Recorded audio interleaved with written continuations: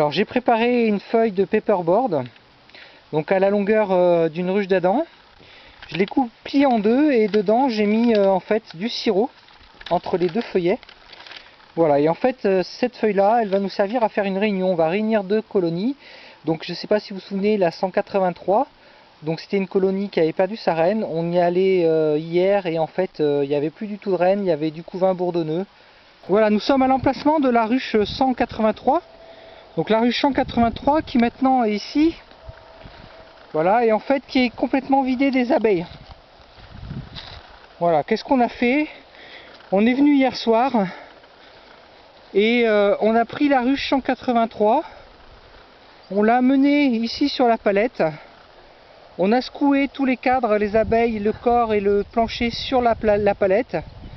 On a enfumé et qu'est-ce qui s'est passé? Les abeilles qui sont parties de la palette qui est là sont venues ici à la place de la 183 et à la place de la 183 on a mis la ruchette 44. Cette ruchette, on est venu mettre les cadres qu'on secouait au fur et à mesure de la 183 sur la palette, on est venu les remettre ici dans la ruchette 44. Donc là je viens de mettre le nucléi 8. Donc celui qui était un peu plus loin, donc il a passé la journée en fait au frais et à l'ombre dans la miellerie. Voilà, et donc là je l'ai ramené ici. Donc dans la ruchette 44, on n'a plus du tout de reine. Et on a beaucoup d'abeilles et de réserves. Dans le nucléi 8, qui se trouve à droite, on a une reine fécondée, mais on n'a pas beaucoup d'abeilles et peu de réserves. Donc ce que je vais faire ce qu'on appelle une réunion.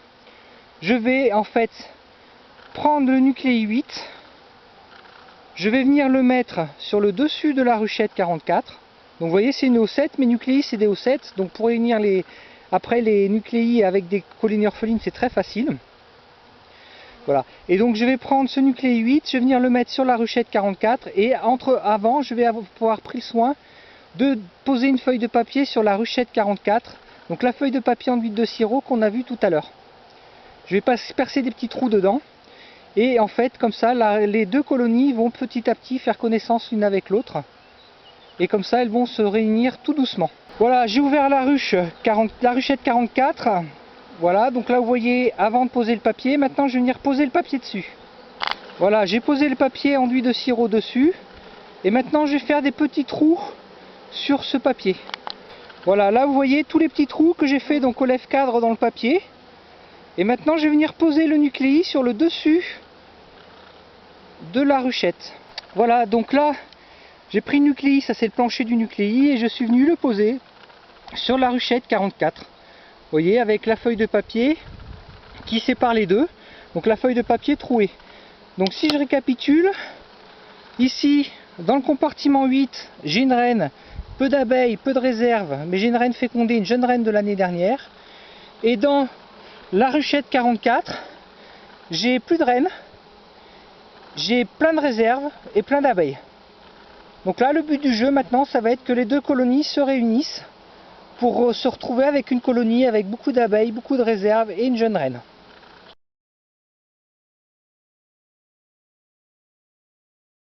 Voilà, donc là nous sommes devant la ruche 44 et le nucléi 8. Et donc on voit que sur le devant, les abeilles battent tranquillement le rappel. Voilà, donc elles sont plus tranquilles que quand on est arrivé. On a l'impression déjà qu'elles ont senti plus ou moins la reine et donc les tensions s'apaisent. Et en plus au niveau du son, on a un son qui est beaucoup plus grave. Voilà, donc une colonie qui est orpheline en fait a un son, un bruissement de fond qui est très très aigu. Et donc ça peut être aussi une alerte pour la reconnaître orpheline. Et là, depuis qu'on a posé le nucléi 8 sur le dessus de la ruchette, là ça fait quelques minutes, le bruissement de base est vraiment descendu beaucoup.